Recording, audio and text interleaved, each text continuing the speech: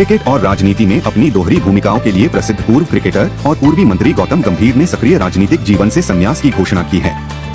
Social media के माध्यम से सूचित यह निर्णय एक महत्वपूर्ण मोड़ पर आया है, क्योंकि भारतीय जनता पार्टी भाजपा आगामी चुनावों के लिए अपने उम्मीदवारों की पहली सूची जारी करने की तैयारी कर रही है।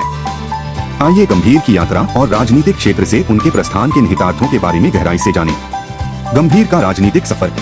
गौतम गंभीर का राजनीति में प्रवेश 22 मार्च 2019 को शुरू हुआ, जब वह भाजपा में शामिल हुए। लोकसभा चुनाव में ईस्टर्न अलायंस का प्रतिनिधित्व करते हुए उनकी चुनावी जीत उनके राजनीतिक करियर में एक महत्वपूर्ण मील का पत्थर साबित हुई। विशेष रूप से उन्होंने आम आदमी पार्टी आप और कांग्रेस के प्रमुख विरोधियों पर जीत हासिल की, जिससे पूर्वी विचारधारा में एक मजबूत राजनीतिक व्यक्ति के रूप में उनकी स्थिति मजबूत हुई। परोपकारी प्रयास। अपनी राजनीतिक गतिविधियों से परे गंभीर परोपकार में सक्रिय रूप से शामिल रहे हैं। 2014 में उन्होंने भूख से निपटने के महान उद्देश्य के साथ एक धर्मार्थ फाउंडेशन की स्थापना की। पिछले कुछ वर्षों में फाउंडेशन ने अपने दायरे का विस्तार किया है, जिसका उद्देश्य अर्धसैनिक पृष्ठभूमि के बच्चों की शिक्षा का समर्थन करना है। इन युवा व्यक्तियों को व्यापक सहायता प्रदान करके गंभीर का फाउंडेशन भविष्य के नेताओं का पोषण करने और उन्हें अपनी क्षमता का एहसास करने के लिए सशक्त बनाने का प्रयास करता है।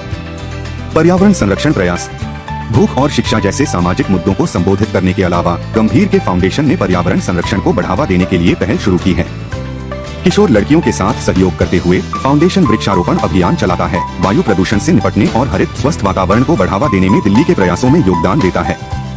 इन प्रयासों के माध्यम से गंभीर सामाजिक जिम्मेदारी के प्रति एक समग्र दृष्टिकोण प्रदर्शित करते हैं, जिसमें मानव कल्याण और पर्यावरणीय स्थिरता दोनों शामिल हैं। राजनीतिक परिदृश्य और भाजपा की रणनीति। गंभीर का सक्रिय राजनीति से संन्यास लेने का फैसला अप्रैल से मई में होने वाले आगामी लोकसभा चुनावों की तैयारियों के बीच आया है। भाजपा चुनाव आयोग द्वारा चुनाव कार्यक्रम की घोषणा की उम्मीद करते हुए बेरोजगारी जैसी गंभीर चिंताओं को दूर करने के लिए रणनीतिक रूप से खुद को तैयार कर रही है। केंद्रीय चुनाव समिति के भीतर चर्चा लगभग 16 राज्यों के नामांकन के इर्द गिर्द घूमती रही है, जो पार्टी की सावधानी पूर्वक योजना और चयन प्रक्रिया का संकेत देती है। गंभीर के संन्यास के निहितार्थ।